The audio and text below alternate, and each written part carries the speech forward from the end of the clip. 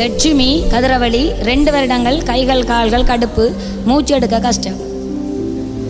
2 வருஷம் கை கால் கடுப்பு. எங்க கையம்மா கடுக்குது? தோள்பட்டை. ஜீசஸ்,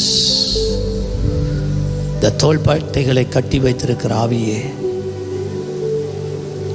இப்பொழுது நீ வெளியேறுகிறாய். இந்த தோள்பட்டைகளை விடுவிக்கிறேன், கால்களை விடுவிக்கிறேன். In the name of Jesus, I break this yoke in the name of Jesus. Now, leave.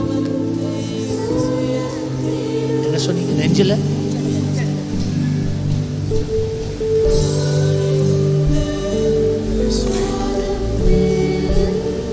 மூச்செடுங்கம்மா.